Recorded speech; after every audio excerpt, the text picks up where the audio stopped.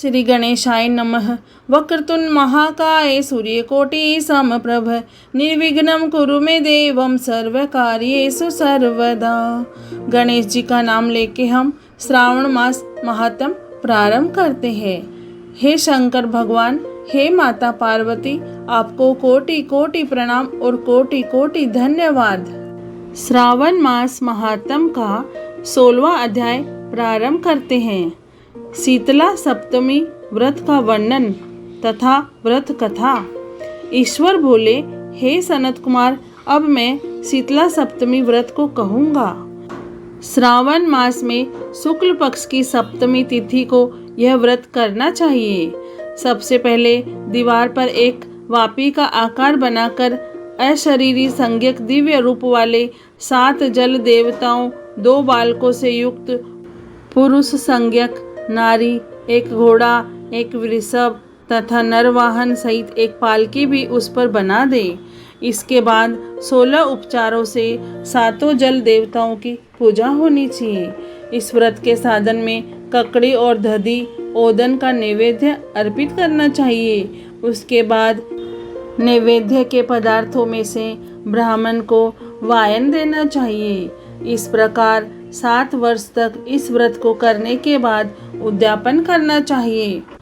इस व्रत में प्रत्येक वर्ष 7 सुवासिनियों को भोजन कराना चाहिए। जल देवताओं की प्रतिमाएं एक सुवर्ण पात्र में रखकर बालकों सहित एक दिन पहले सायंकाल में भक्ति पूर्वक उनकी पूजा करनी चाहिए। प्रातःकाल पहले ग्रह होम करके देवताओं के निमित्त चरु से होम करना चाहिए। जिसने पहले इस व्रत को किया और उसे जो फल प्राप्त हुआ उसे आप सुने। सौराष्ट्र देश में शोभन नामक एक नगर था। उसमें सभी धर्मों के प्रति निष्ठा रखने वाला एक साहूकार रहता था। उसने जल रहित एक अत्यंत निर्जन वन में बहुत पैसा खर्च करके शुभ तथा मनोहर सीढ़ियों से युक्त पशुओं को जल पिलाने के लिए सरलता से उतरने चढ़ने योग्य दृढ़ पत्थरों से बंधी हुई तथा लंबे समय तक टिकने वाली एक बावली बनवाई।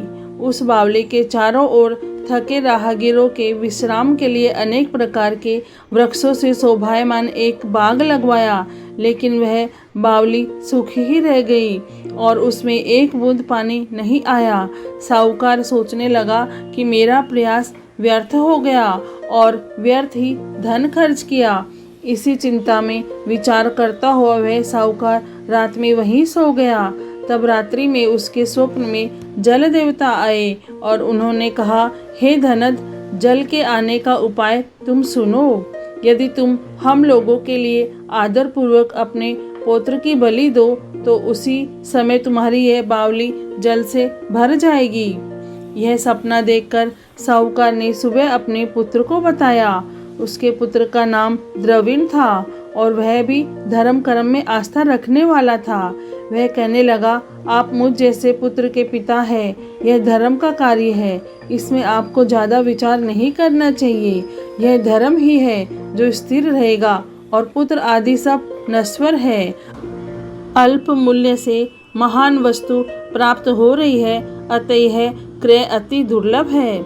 इसमें लाभ ही लाभ है। शीतांशु और चंडासु ये मेरे 2 पुत्र हैं। इनमें शीतांशु नामक जो ज्येष्ठ पुत्र है उसकी बलि बिना कुछ विचार किए आप दे, लेकिन पिताजी, घर की स्त्रियों को यह रहस्य कभी ज्ञात नहीं होना चाहिए। उसका उपाय यह है कि इस समय मेरी पत्नी गर्भ से है और उसका प्रसव काल भी निकट है, जिसके लिए वह अपने पिता के घर जाने वाली है। छोटा पुत्र भी उसके साथ जाएगा। हे तात, उस समय यह कार्य निर्विघ्न रूप से संपन्न हो जाएगा। पुत्र की यह बात सुनकर पिता उस पर अत्यधिक प्रसन्न हुए और बोले, हे पुत्र, तुम धन्य हो और मैं भी धन्य हूँ जो कि तुम जैसे पुत्र का मैं पिता बना। इसी बीच सुशीला के घर से उसके पिता का बुलावा आ गया और वह जाने लगी। तब उसके ससुर तथा पति ने कहा कि यह ज्येष्ठ पुत्र हमारे पास ही रहेगा, तुम इस छोटे पुत्र को ले जाओ। इस पर उसने ऐसा ही किया। उसके चले जाने के बाद पिता पुत्र ने उस बालक के शरीर में तेल का लेप किया और अच्छी प्रकार स्नान कराकर सुंदर वस्त्र व आभूषणों से अलंकृत करके पूर्वाषाढ़ा तथा शतभिषा नक्षत्र में उसे प्रसन्नता पूर्वक बावली के तट पर खड़ा किया और कहा कि बावली के जल देवता, इस बालक के बलिदान से आप प्रसन्न हो। उसी समय वह बावली अमृत तुल्य जल से भर गई।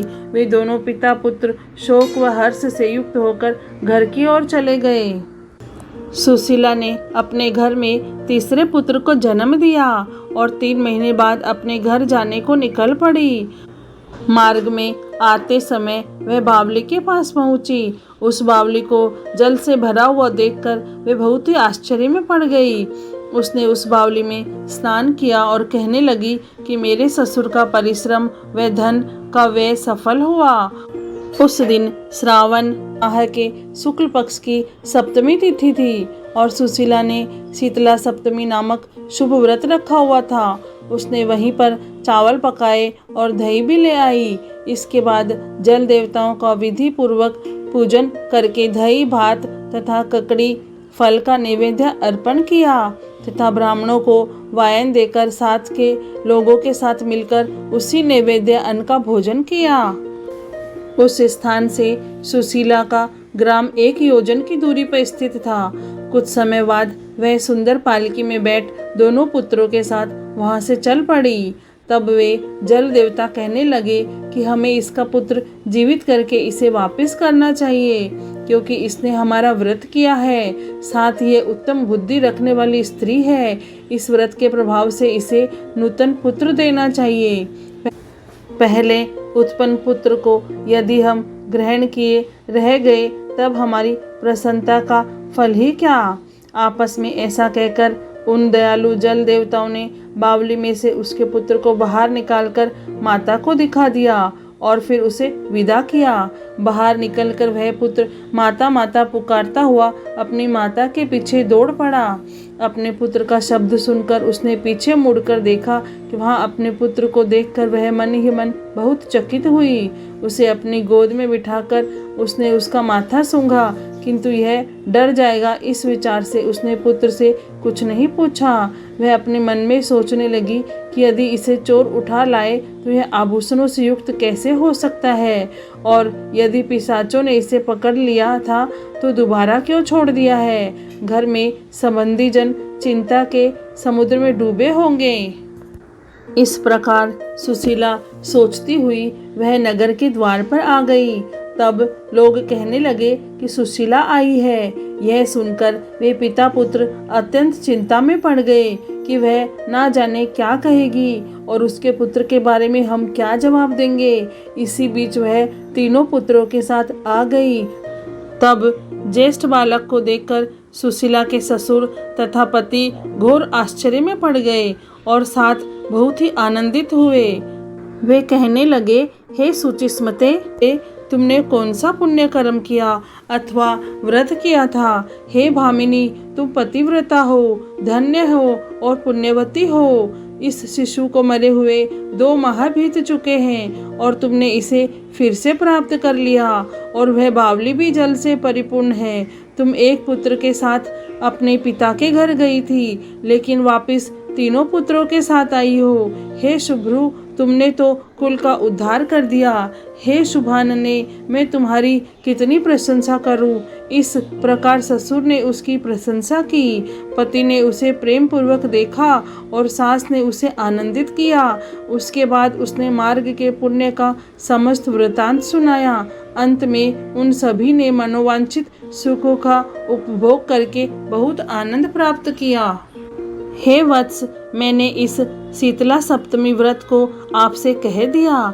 इस व्रत में दधि ओदन शीतल, ककड़ी का फल शीतल और बावली का जल भी शीतल होता है तथा इसके देवता भी शीतल होते हैं। अतः शीतला सप्तमी का व्रत करने वाले तीनों प्रकार के तापों के संताप से शीतल हो जाते हैं। इस कारण से यह सप्तमी शीतला सप्तमी इस यथार्थ नाम वाली है। श्रावण मास महात्म का 16वां अध्याय पूर्ण हुआ। हे भोलेनाथ, हे शिव शंभु, हे माता पार्वती, आपको कोटि कोटि प्रणाम और कोटि कोटि धन्यवाद। ओम नमः शिवाय।